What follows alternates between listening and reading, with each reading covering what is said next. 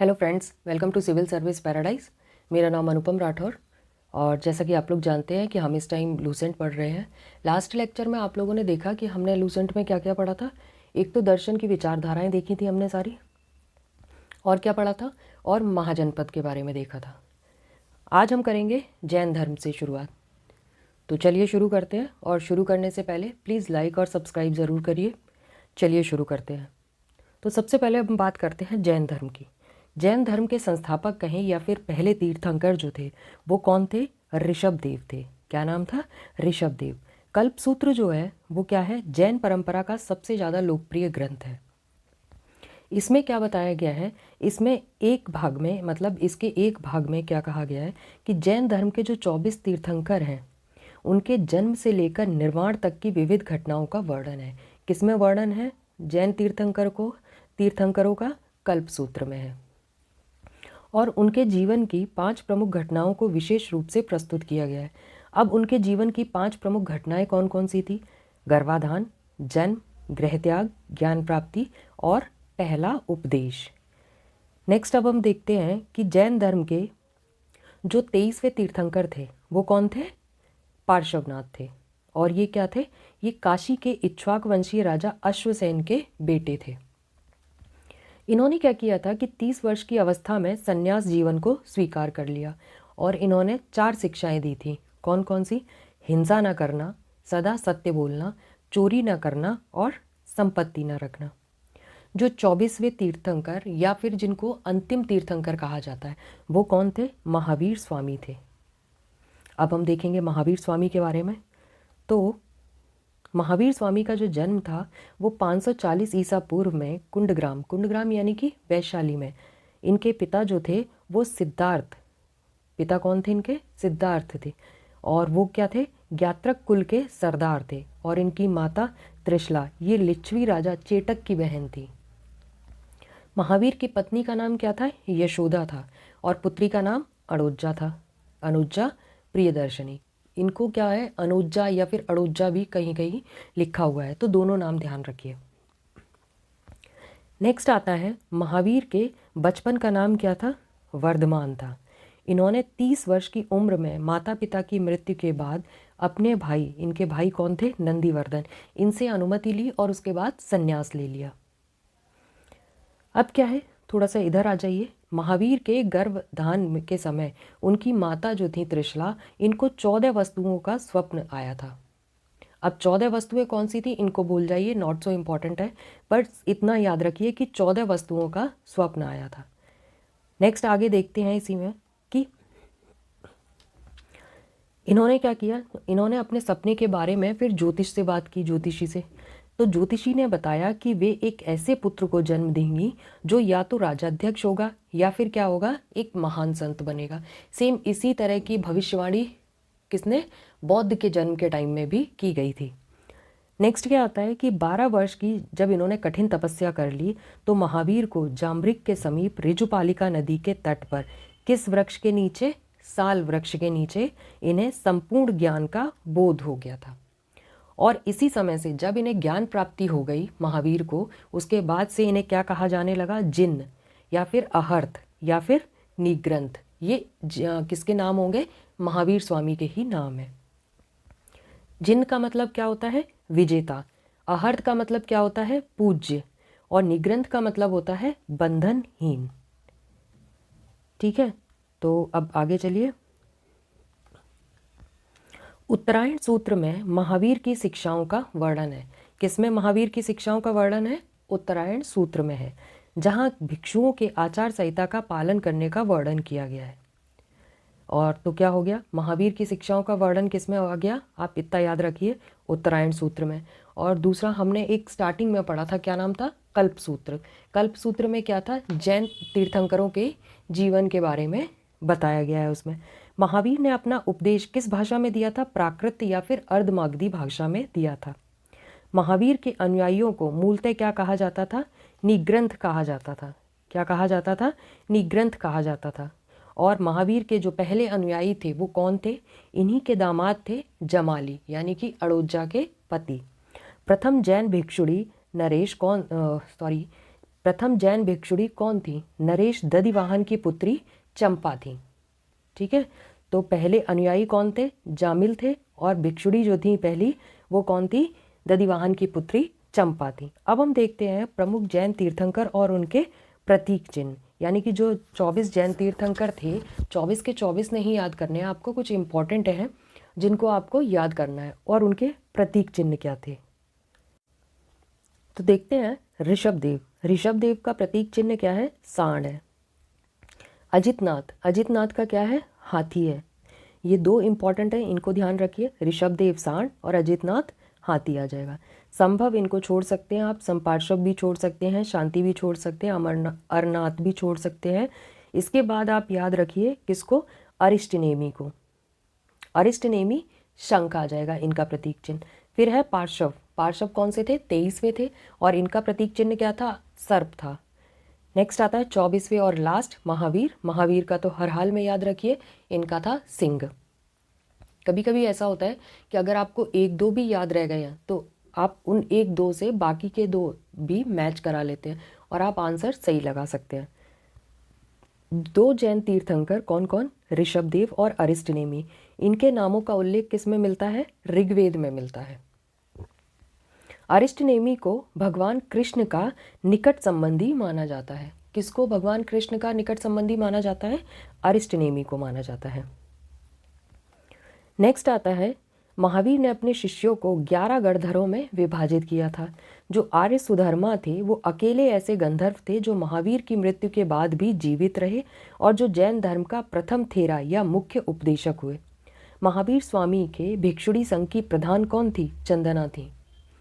लगभग 300 ईसा पूर्व में क्या हुआ था? मगध में 12 वर्षों का एक अकाल पड़ा, जिसके कारण क्या हुआ? भद्रबाहु अपने शिष्यों सहित कर्नाटक चले गए। और क्या हुआ? कुछ अनुयायी जो थे वो स्थूलभद्र की, किसकी? स्थूलभद्र की अध्यक्षता में ही क्या मगध में ही रुक गए। भद्रबाहु के वापस लौटने पर मगध के साधुओं से उनका क्या हुआ? गहरा मतभेद हुआ, जिसके परिणाम स्वरूप जो जैन मत था वो श्वेतांबर और दिगंबर दो संप्रदायों में उसके बाद बट गया। जो स्थूलभद्र थे, मतलब जो सिर्फ मगध में ही रुके थे, बाहर नहीं गए थे, उनके शिष्य क्या कहलाए? श्वेतांबर कहलाए। दूसरे क्या थे? जो भद्रबाहु थे, यानी कि जो कर्नाटक चले गए थे, उनके शिष्य जो कहलाए वो दिगंबर कहलाए। श्वेतांबर मतलब श्वेत वस्त्र धारण करने वाले थे, और दिगंबर मतलब नग्न रहने वाले थे।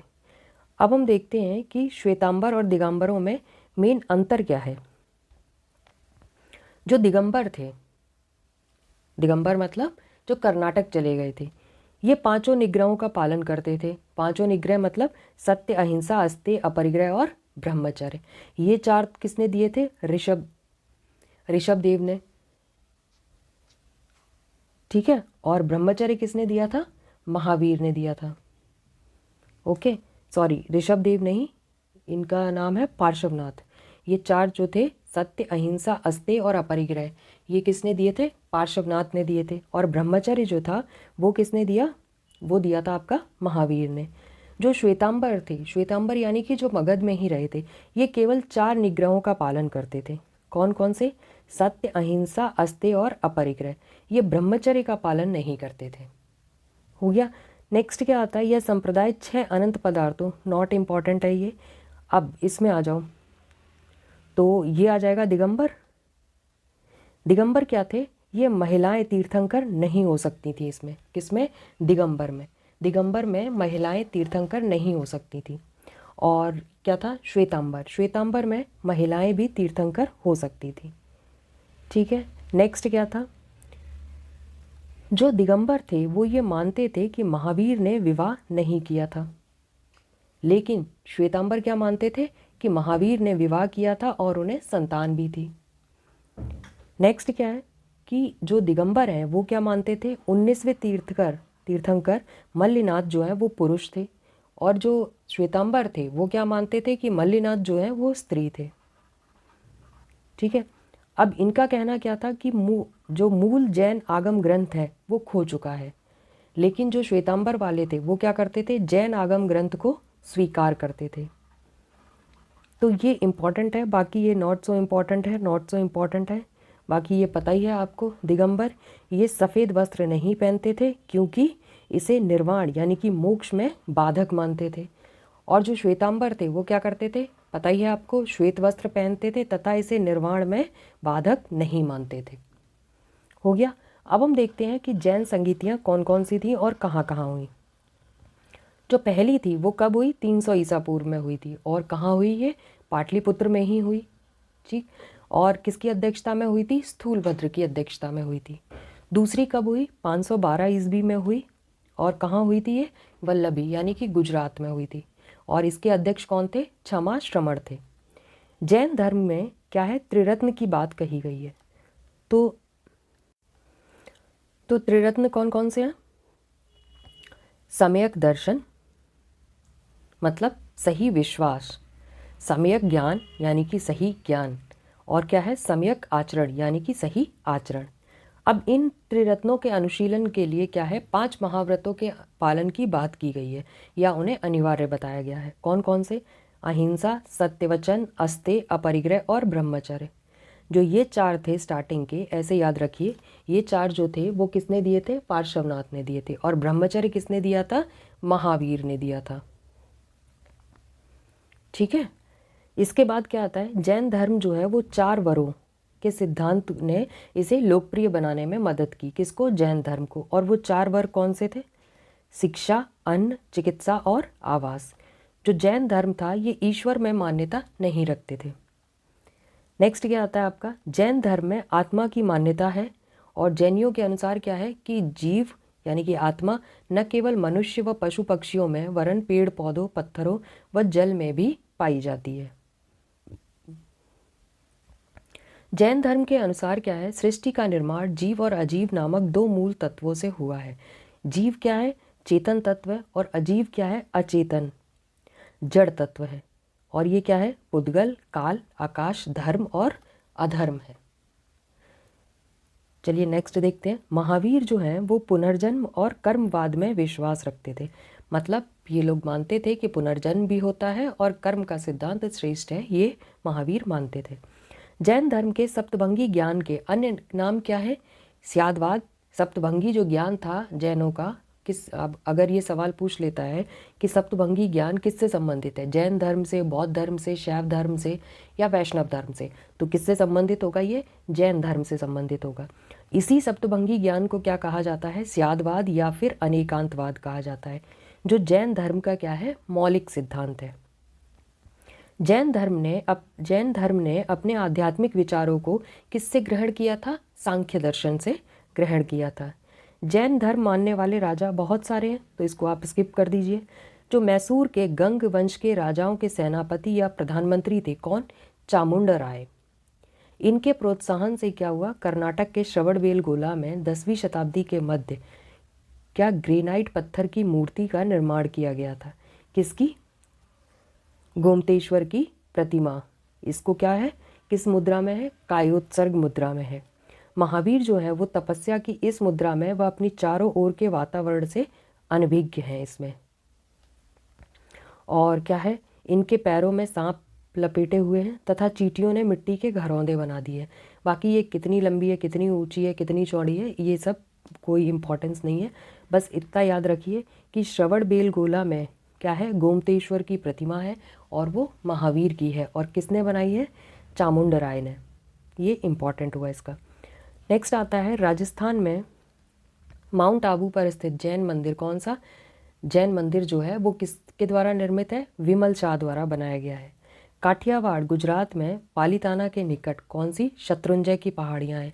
ये क्या है, जैन तीर्थ स्थल है। तो इसको बस इतना याद रखिए कि एक तो शत्रुंजय की पहाड़ियाँ है कहाँ, पालीताना कहाँ है, गुजरात में है।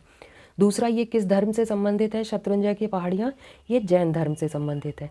नेक्स्ट आता है, खजुराहो में जैन मंदिरों का निर्माण किसने किया था, चंदेल शासकों ने किया है। जो आधुनिक तमिलनाडु है, इसके पुदुकोट्टई जिले में स्थित सित्थनावासल या फिर सित्तनवासल गुफाएं जो हैं वो किससे संबंधित है, वो भी जैन धर्म से संबंधित है। तो ये 2 नाम याद रखिए। मौर्योत्तर युग में मथुरा जो है वो जैन धर्म का प्रसिद्ध केंद्र था। मथुरा कला का संबंध भी किससे है, जैन धर्म से ही है। और हमने पहले भी देखा है, स्टार्टिंग में ही शुरुआत करी थी तब। कल्पसूत्र क्या है इसमें? जैन तीर्थंकरों की जीवनी, और ये किसने लिखी है? भद्रबाहु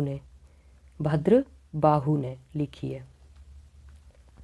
हो गया। 72 वर्ष की आयु में महावीर की मृत्यु होती है। कब? 468 ईसा पूर्व में।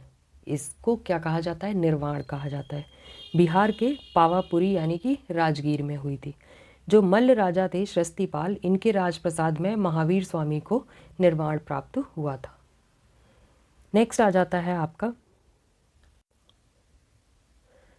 6वीं से 9वीं शताब्दी के बीच। कहाँ पर? वडोदरा के पास अकोटा, गुजरात में, और पश्चिमी भारतीय क्षेत्र में कांस्य की अधिकांश मूर्तियाँ किसकी? महावीर, पार्श्वनाथ, आदिनाथ जैसे तीर्थंकरों की बनाई जाती थी। अब इनमें क्या था? इनके अलावा कुछ प्रमुख तीर्थंकरों की शासन देवियों या यक्षिणियों की नारी प्रतिमाएं भी बनाई जाने लगी। कौन कौन सी थी वो नारी प्रतिमाएं? एक तो चक्रेश्वरी, जो कि किसकी थी? आदिनाथ की शासन देवी थी। दूसरी अंबिका, ये नेमिनाथ की शासन देवी थी। इनकी भी मूर्तियां बनाई गई हैं। तो यहाँ पर आपका जैन धर्म समाप्त होता है। अब हम आगे करते हैं बौद्ध धर्म। बौद्ध धर्म की बात करें तो इसके संस्थापक कौन थे? गौतम बुद्ध थे। और गौतम बुद्ध को एशिया का ज्योतिपुंज कहा जाता है, यानी कि लाइट ऑफ एशिया कहा जाता है। गौतम बुद्ध का जन्म 563 ईसा पूर्व में कहाँ हुआ था? कपिलवस्तु के लुम्बिनी में हुआ था। इनके पिता कौन थे? शुद्धोदन, ये शाक्यगढ़ के मुखिया थे। और इनकी जो माता थी वो कौन थी? माया देवी थी। और इनकी मृत्यु जो है वो जन्म देने के बाद इनकी माता का 7वें दिन देहांत हो गया था। इसीलिए इनका जो लालन पालन था वो किसने किया था? मौसी कह लो या फिर इनकी सौतेली माँ कह लो, माँ प्रजापति गौतमी ने किया था। अब इनके जन्म से संबंधित कुछ प्रतीक चिन्ह हैं जिनको अक्सर एग्ज़ाम में मैच कराने के लिए पूछ लेते हैं कि कौन सा प्रतीक चिन्ह किससे संबंधित है। तो हम देखते हैं कि जन्म से संबंधित क्या है? कमल एवं सांड है। गृह त्याग से संबंधित घोड़ा है। और ज्ञान से संबंधित पीपल या बोधि वृक्ष है। प्रथम उपदेश यानी कि चक्र है। निर्वाण पद चिन्ह है। और मृत्यु स्तूप आ जाएगा। हो गए ये सारे प्रतीक चिन्ह। अब हम देखते हैं कि इनके बचपन का नाम जो है वो क्या था? सिद्धार्थ था। गौतम बुद्ध का विवाह जो है वो 16 वर्ष की अवस्था में किससे हो गया था? यशोधरा से हो गया था। और इनके बेटे का नाम क्या था? राहुल था। नेक्स्ट आता है, सिद्धार्थ जब कपिलवस्तु की सैर करने निकले तो इन्हें 4 दृश्यों को 4 दृश्य इन्हें दिखाई दिए थे। इसके बाद ही ये 4 दृश्यों को देखने के बाद ही संन्यास की तरफ मुड़े थे। अब वो 4 दृश्य क्या क्या थे जो इन्होंने देखे थे? उसमें सबसे पहले तो आता है एक बूढ़ा व्यक्ति, फिर इन्होंने देखा था एक बीमार व्यक्ति को, उसके बाद इन्होंने देखा था एक शव, और उसके बाद एक सन्यासी को देखा था। अब क्या हुआ? जब इन 4 दृश्यों को इन्होंने देखा तो इनका मन जो था वो व्यथित हो गया, और उसके बाद इन्होंने 29 वर्ष की अवस्था में गृह त्याग किया। और गृह त्याग को क्या कहा जाता है? महाभिनिष्क्रमण कहा जाता है बौद्ध में। नेक्स्ट आता है, गृह त्याग करने के बाद बुद्ध यानी कि सिद्धार्थ ने वैशाली के आलार कलाम से सांख्य दर्शन की शिक्षा ली थी। तो अगर हम बात करें कि बौद्ध ने सांख्य दर्शन की शिक्षा किससे ली थी, तो किससे ली है? आलार कलाम से। आलार कलाम सिद्धार्थ के प्रथम गुरु हुए, जिससे इन्होंने शून्य का ज्ञान भी प्राप्त किया। आलार कलाम के बाद सिद्धार्थ ने राजगीर के रुद्रक रामपुत्र से शिक्षा ग्रहण की। तो सबसे पहले इन्होंने किससे शिक्षा ली? आलार कलाम से। उसके बाद रुद्रक रामपुत्र से ली थी, जिससे इन्होंने रामपुत्र से क्या लिया? योग के बारे में सीखा था। किसके बारे में? योग के बारे में सीखा। नेक्स्ट आता है, अब आता है उरुवेला में। कहाँ पर? उरुवेला में सिद्धार्थ को कौंडिन्य, वप्पा, भादिया, महानामा और अस्सागी नामक 5 साधक मिले थे। कहाँ मिले हैं 5 साधक? उरुवेला में मिले हैं। बिना अन्न जल ग्रहण किए इन्होंने 6 वर्ष की कठिन तपस्या के बाद, कब? 35 वर्ष की आयु में वैशाख की पूर्णिमा की रात को निरंजना यानी कि फल्गु नदी के किनारे किस वृक्ष के नीचे? पीपल वृक्ष के नीचे इन्हें ज्ञान प्राप्त हुआ। ज्ञान प्राप्ति के बाद जो सिद्धार्थ थे वो किस नाम से जाने लगे? बौद्ध के नाम से, या बुद्ध के नाम से, सॉरी। वह स्थान और क्या कहलाया? बौद्ध गया कहलाया। बुद्ध ने अपना जो पहला उपदेश था वो कहाँ दिया? सारनाथ यानी कि ऋषिपत्तन में दिया था। और इसी को क्या कहा जाता है? धर्म चक्र प्रवर्तन कहा जाता है। जब इन्होंने गृह त्याग किया था तो उसको क्या कहा जाता है? महाभिनिष्क्रमण कहा जाता है। और जब पहला उपदेश दिया तो धर्मचक्र प्रवर्तन कहा जाता है। बुद्ध ने अपने उपदेश जो हैं वो जनसाधारण की भाषा किसमें? पाली में दिए हैं। बुद्ध ने अपने उपदेश मतलब मोस्टली जगह जो उस टाइम 16 जनपदों में गिने जाते थे लगभग, उन सब जगह दिए। कहाँ कहाँ? कौशल, वैशाली, कौशाम्बी और अन्य राज्यों में। जो इन्होंने सबसे ज़्यादा उपदेश दिए वो कौशल की राजधानी श्रावस्ती में दिए थे। अगर हम बात करते हैं कि इनके अनुयायियों की, तो कौन कौन थे? बिंबिसार, प्रसेनजीत और उदयन, वो इनके अनुयायी थे। बुद्ध की मृत्यु जो थी वो 80 वर्ष की अवस्था में 483 ईसा पूर्व में कुशीनारा मतलब देवरिया उत्तर प्रदेश में चुंद द्वारा अर्पित भोजन करने के बाद हो गई थी। और इसे क्या कहा जाता है? महापरिनिर्वाण कहा जाता है। तो हमें 3 वर्ड मिले। एक महाभिनिष्क्रमण मतलब जब बुद्ध ने गृह त्याग किया था। इसके बाद आता है धर्मचक्र प्रवर्तन, जब बुद्ध ने अपना पहला उपदेश दिया। और फिर आता है महापरिनिर्वाण, जब इनकी मृत्यु हुई। मल्लों ने अत्यंत, किसने किया था इनका अंत्येष्टि संस्कार? मल्लों ने किया है। एक अनुश्रुति के अनुसार मृत्यु के बाद बुद्ध के शरीर के अवशेषों को 8 भाग में बांटकर उन पर 8 स्तूपों का निर्माण किया गया। जो बुद्ध की जन्म और मृत्यु की तिथि है वो चीनी परंपरा के कैंटोन अभिलेख के आधार पर निश्चित की गई है। बौद्ध धर्म के बारे में हमें विशद ज्ञान किससे मिलता है? त्रिपिटक से मिलता है। और त्रिपिटक में कौन कौन है? विनय पिटक, सूत्र पिटक और अभिधम्म पिटक है। तीनों पिटकों की भाषा क्या है? पाली है। अब क्या है कि थेरवाद मत का जो पाली त्रिपिटक है वो सबसे पुराना माना जाता है। सूत्र पिटक सबसे पहले तो इसे देखते हैं। इसमें क्या है? बुद्ध के धार्मिक सिद्धांतों के संवाद के रूप में संकलित किया गया है। मतलब सूत्र पिटक में क्या है? बुद्ध के धार्मिक सिद्धांत है। नेक्स्ट क्या आता है आपका? विनय पिटक। विनय पिटक में क्या है? संघ के भिक्षु और भिक्षुणियों के लिए बनाए गए नियमों का संग्रह। मतलब सूत्र पिटक में क्या हो गया? सूत्र पिटक में आपका आ गया बुद्ध के धार्मिक सिद्धांतों का संवाद, ठीक है। और विनय पिटक में क्या हुआ आपका? संघ के भिक्षु और भिक्षुणियों के लिए बनाए गए नियम।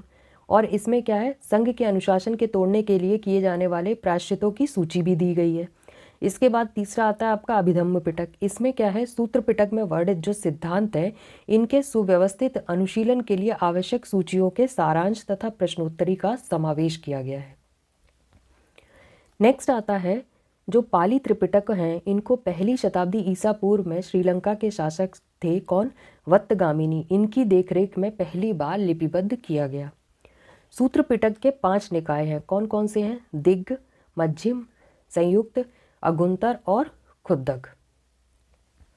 जो बुद्ध के पूर्व जन्मों से जुड़ी जातक कथाएं हैं वो किसमें है? खुद्दक निकाय की 15 पुस्तकों में से एक है। खुद्दक निकाय में धम्मपद, धम्मपद मतलब नैतिक उपदेशों का पद्यात्मक संकलन, ये हो गया धम्मपद। और थेर गाथा मतलब बौद्ध भिक्षुओं का गीत, थेर गाथा। और तीसरा क्या है? थेरी गाथा। थेरी गाथा मतलब बौद्ध भिक्षुणियों के गीत हैं ये, ठीक, ये हो गया। अब आते हैं बौद्ध धर्म मूलतः क्या था? अनीश्वरवादी है। कैसा है? अनीश्वरवादी है।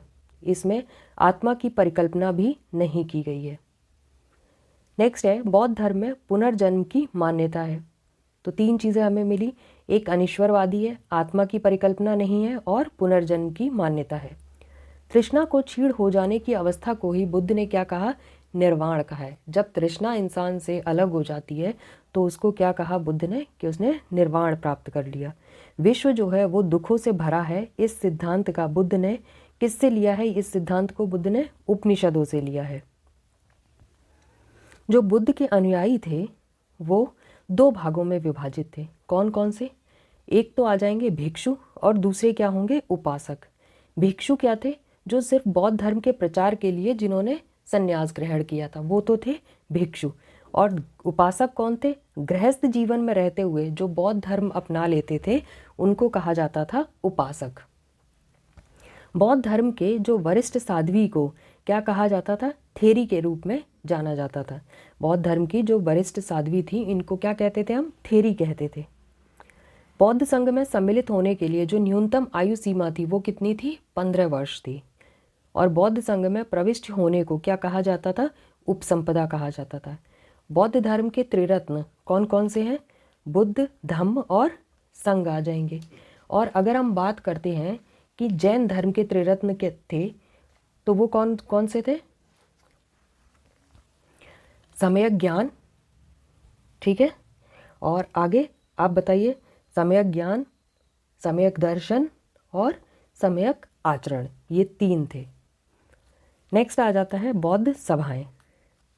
बौद्ध सभाओं की अगर हम बात करें तो जैनों में 2 सभाएं हुई, पहली और दूसरी। पहली कहाँ हुई? पाटलिपुत्र में। दूसरी कहाँ हुई? वल्लभी में। पहली के अध्यक्ष कौन थे? स्थूलभद्र थे, और दूसरी के क्षमाश्रमण थे। लेकिन अगर हम बात करते हैं बौद्धों की, तो बौद्धों में 4 हुई। कौन कौन सी हैं और कब कब हुई, ये देखते हैं। जो पहली थी वो 483 ईसा पूर्व में हुई। कहाँ हुई? राजगृह में। और इसके अध्यक्ष थे महाकश्यप थे। और किसके टाइम में हुई है? ये अजात शत्रु के टाइम में हुई है। दूसरी जो बौद्ध संगीति थी, ये 383 ईसा पूर्व में हुई, मतलब लगभग 100 साल बाद। स्थान वैशाली और अध्यक्ष सब्बकामी। शासनकाल कालाशोक हो जाएगा। तीसरी जो थी वो 250 ईसा पूर्व में कहाँ हुई? पाटलिपुत्र में। मोगलीपुत्र तिस्म और अशोक के टाइम में हुई। चौथी 98 ईस्वी में हुई। कहाँ हुई? कुंडलवन में हुई। और इसकी अगर हम बात करें, अध्यक्ष कौन थे? वसुमित्र और अश्वघोष। और ये किसके टाइम में हुई है? कनिष्क के टाइम में हुई थी। जो चतुर्थ बौद्ध संगीति थी, इसके बाद बौद्ध धर्म जो था वो 2 भागों में, हीनयान और महायान में विभाजित हो गया। जो महायान संप्रदाय था, इसका आदर्श क्या था? बोधिसत्व था। बोधिसत्व दूसरे के कल्याण को प्राथमिकता देते हुए अपने निर्वाण में विलंब करते थे, मतलब वो दूसरों का कल्याण पहले करते थे। और हीनयान का आदर्श क्या था? अहर्त पद था, मतलब अहर्त पद को प्राप्त करना था। जो व्यक्ति अपनी साधना से निर्वाण की प्राप्ति करते थे, उन्हें ही क्या कहा जाता था? अहर्त कहा जाता था। तो अहर्त मतलब क्या हो गया? अगर ये वर्ड पूछ ले कि अहर्त का मतलब क्या है, और आपको 4 ऑप्शन दे दे, तो क्या होगा इसका? जो व्यक्ति अपनी साधना से निर्वाण की प्राप्ति करते हैं, उसे अहर्त कहते हैं। धार्मिक जुलूस का प्रारंभ सबसे पहले बौद्ध धर्म के द्वारा ही प्रारंभ किया गया। बौद्धों का जो सबसे पवित्र त्यौहार कौन सा है? वैशाख पूर्णिमा है, जिसे किस नाम से जाना जाता है? बुद्ध पूर्णिमा के नाम से जाना जाता है। इसका महत्व क्यों है बुद्ध पूर्णिमा का? क्योंकि एक ही दिन बुद्ध का जन्म, ज्ञान प्राप्ति और महापरिनिर्वाण हुआ है, यानी कि मृत्यु हुई है। मतलब तीनों काम बुद्ध के एक ही दिन हुए हैं, बुद्ध पूर्णिमा वाले दिन। बुद्ध ने सांसारिक दुखों के संबंध में 4 आर्य सत्य का उपदेश दिया था। अब वो 4 आर्य सत्य क्या क्या थे, उन्हें देखते हैं। एक दुख, दुख समुदाय। तीसरा दुख निरोध। और चौथा दुख निरोध गामिनी प्रतिपदा। नेक्स्ट क्या आता है? इन संसारिक दुखों से मुक्ति हेतु बुद्ध ने अष्टांगिक मार्ग की बात की थी। अब ये 8 मार्ग कौन कौन से हैं, इनको छोड़ दीजिए। सिर्फ इतना याद रखिए कि सांसारिक जो ये दुख हैं, इनसे मुक्ति के लिए बुद्ध ने कौन सा अष्टांगिक मार्ग दिया था। अगर इस तरीके से भी पूछ लेता है कि अष्टांगिक मार्ग का सिद्धांत किस धर्म से संबंधित है, तब भी आपको याद रहना चाहिए कि वो बौद्ध धर्म से संबंधित है। नेक्स्ट क्या आता है कि बुद्ध के अनुसार अष्टांगिक मार्गों के पालन करने के उपरांत मनुष्य की भव तृष्णा जो होती है वो नष्ट हो जाती है और उसे निर्वाण प्राप्त हो जाता है।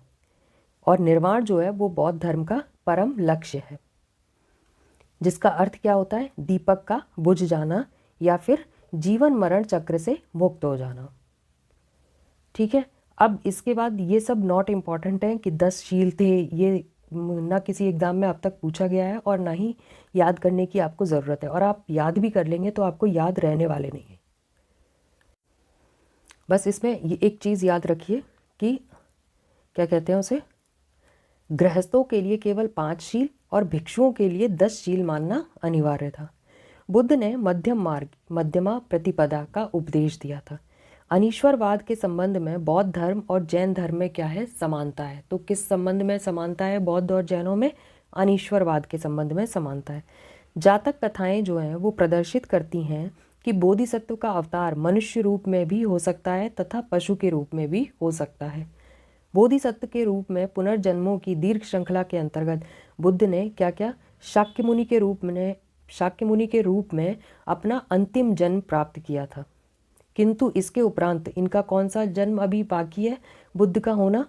वो आ जाएगा, एक तो मैत्रेय और अन्य क्या है? अनाम बुद्ध। ये 2 जन्म होने अभी बुद्ध के बाकी है। सर्वाधिक बुद्ध मूर्तियों का निर्माण किस में हुआ है? गांधार शैली में हुआ है। लेकिन बुद्ध की जो पहली मूर्ति थी वो किस में बनी थी? मथुरा कला शैली में बनी थी। तो अगर हम बात करते हैं कि सबसे पहली मूर्ति बुद्ध की किस कला शैली में बनी है, तो वो मथुरा कला शैली में। और सबसे ज़्यादा मूर्तियाँ किस शैली में बनी हैं? तो वो गांधार शैली में बनी है।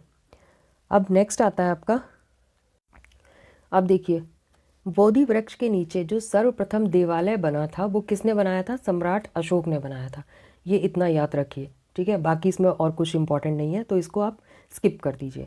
नेक्स्ट आता है आपका, तिब्बत, भूटान और पड़ोसी देशों में बौद्ध धर्म का प्रचार किसने किया था? पद्म संभव, यानी कि गुरु कौन थे? रिनपांच ने किया था। इनका संबंध जो था वो बौद्ध धर्म के वज्रयान शाखा से था। इनकी 123 फीट ऊंची मूर्ति कहाँ लगाई गई है? हिमाचल प्रदेश रेवालसर झील में लगाई गई है। भारत में उपासना की जाने वाली जो प्रथम मूर्ति थी वो संभवतः किसकी थी? बुद्ध की थी। स्तूप जो है वो वैदिक काल में भारत में प्रचलित शवाधान टीले थे। क्या थे स्तूप? शवाधान टीले थे, जिसमें मृतकों के अवशेष और राख रखी जाती थी। अशोक के शासनकाल में स्तूप कला जो थी वो अपने चरमोत्कर्ष पर थी। मतलब सबसे ज़्यादा स्तूपों का निर्माण अशोक के टाइम में ही हुआ है। उसने अपने राज्यकाल के दौरान लगभग कितने? 84,000 स्तूपों का निर्माण करवाया था। अब हम देख लेते हैं कि महत्वपूर्ण स्तूप कौन कौन से हैं या बौद्ध मठ कौन कौन से हैं और वो कहाँ कहाँ हैं। तो पहला आता है टाबो। टाबो मतलब कहाँ है ये? ताबो गांव, स्पीति घाटी, कहाँ? हिमाचल प्रदेश में। फिर है नामग्याल मठ। नामग्याल मठ कहाँ है? धर्मशाला, हिमाचल प्रदेश में। फिर है हेमिस मठ, और ये कहाँ होगा हेमिस मठ? लद्दाख में, लद्दाख ही है। थिकसे मठ, थिकसे मठ कहाँ है? लद्दाख में, ठीक। शाशुर मठ, शाशुर मठ लाहौल स्पीति, और लाहौल स्पीति कहाँ आ जाएगी? हिमाचल प्रदेश में। और नेक्स्ट आता है आपका मिड्रालिंग मठ। मिड्रालिंग मठ कहाँ है? देहरादून, देहरादून मतलब आ गया उत्तराखंड में है। रूमटेक मठ, रूमटेक मठ ये कहाँ है? गंगटोक में, गंगटोक यानी कि सिक्किम हो गया। नेक्स्ट आता है आपका तवांग मठ। तवांग मठ कहाँ है? अरुणाचल प्रदेश में है। फिर है नामड्रालिंग मठ। नामड्रालिंग मठ मैसूर में है, मैसूर यानी कि कर्नाटक। मिड्रालिंग मठ कहाँ है? देहरादून में है। और नामड्रालिंग मठ मैसूर में है। बोधि मंडा मठ, बोधि मंडा मठ कहाँ है? बोध गया में है, बोधि मंडा मठ बोध गया में है। नेक्स्ट आ जाता है कि वैदिक परंपरा से प्रेरित स्तूपों को बौद्ध द्वारा लोकप्रिय बनाया गया। बुद्ध के मृत्यु के बाद बुद्ध के शरीर के अवशेष 8 भागों में बांटकर उन्हें उनके ऊपर क्या बनाए गए थे? स्तूप बनाए गए थे। स्तूपों को 5 श्रेणियों में वर्गीकृत किया जाता है। अब वो 5 श्रेणियां स्तूपों की कौन कौन सी हैं? एक तो आती है अवशेष स्तूप। अवशेष स्तूप क्या होते हैं? जिसमें बुद्ध और अन्य धार्मिक व्यक्तियों के अवशेष रखे जाते हैं, जैसे कि सांची का स्तूप है। नेक्स्ट आता है वस्तु स्तूप, जिसमें बुद्ध या उनके शिष्यों से संबंधित वस्तु रखी जाती है, जैसे कि वैशाली का स्तूप है। स्मारक स्तूप क्या होते हैं? जो बुद्ध और उनके शिष्यों के जीवन की घटनाओं को याद करने के लिए बनाए जाते हैं, जैसे कि श्रीलंका के अनुराधापुर का स्तूप है। ये हो गए स्मारक। अब आते हैं प्रतीकात्मक स्तूप। प्रतीकात्मक स्तूप में क्या होता है? जो बौद्ध धर्म शास्त्र के विभिन्न पहलुओं के प्रतीक माने जाते हैं, जैसे कौन सा आ जाएगा आपका? लेह स्तूप होगा। नेक्स्ट आता है मन्नत स्तूप। मन्नत स्तूप क्या है? जो यात्राओं के उपलक्ष्य में या आध्यात्मिक लाभ प्राप्त करने के लिए बनाए जाते थे, उन्हें क्या कहा जाता था? मन्नत स्तूप कहा जाता था। अशोक द्वारा बनाए गए जो स्तूप हैं उनमें सबसे फेमस कौन सा है? एमपी का सांची स्तूप है, और ये किसके द्वारा बनाया गया? अशोक द्वारा। उत्तर प्रदेश में पिपरवा का स्तूप जो है वो क्या है? सबसे प्राचीनतम स्तूप है। स्तूप आमतौर पर क्या होते हैं? अवशेषों का निक्षेपागार होते हैं, मतलब अवशेष होते हैं उनके ऊपर से क्या बना दिया जाता है? स्तूप बना दिया जाता है। बौद्ध परंपरा में स्तूप क्या है? एक संकल्प अर्पित या स्मारक संरचना होती है। अब हम देख लेते हैं कुछ गुफा है। एक भाजा गुफा। भाजा गुफा क्या हो जाएगी? भाजा गुफा जो है वो ईसा पूर्व 2री शताब्दी के दौरान कितनी 22 चट्टानों को काटकर बनाई गई गुफा का समूह है, और ये कहाँ है? महाराष्ट्र के पुणे में है, इतना ध्यान रखिए, ठीक है। और ये बौद्ध धर्म, हीनयान बौद्ध धर्म संप्रदाय से संबंधित है। इस गुफा में क्या है? कई स्तूप बनाए गए हैं। तो भाजा गुफा कहाँ है? महाराष्ट्र के पुणे में है। अब नेक्स्ट देखते हैं बंगाल क्षेत्र में पाल राजवंश के शासनकाल के दौरान क्या हुआ। बौद्ध धर्म की वज्रयान शाखा के विकास के प्रभाव से बौद्ध देवियों की पूजा की जाने लगी थी। इसके अंतर्गत तारा देवी की मूर्तियां जो थीं वो अत्यंत लोकप्रिय हुईं और इन मूर्तियों में तारा को एक सिंहासन पर विराजमान दिखाया गया है। बाकी नॉट सो इम्पॉर्टेंट है किस मुद्रा में थी क्या थी, ये सब नहीं है। तो किस देवी की मूर्ति अत्यंत लोकप्रिय थी? तारा देवी की मूर्ति अत्यंत लोकप्रिय थी। नेक्स्ट आता है आपका बोधिसत्व पद्मपाणि की पेंटिंग जो है वो 5वीं शताब्दी के उत्तरार्ध के अजंता मठ की गुफा 1 में देखी जा सकती है। और अजंता की ये गुफा कहाँ है? आपको पता ही है, औरंगाबाद महाराष्ट्र में है।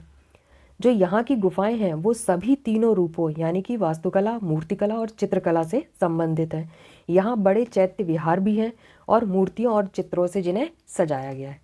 तो यहाँ पर आपका ख़त्म होता है बौद्ध धर्म। तो आज का लेक्चर आपका ख़त्म होता है। प्लीज़ लाइक और सब्सक्राइब कर दीजिएगा। आगे हम पढ़ेंगे शैव धर्म और वैष्णव धर्म के बारे में। चलिए, थैंक यू।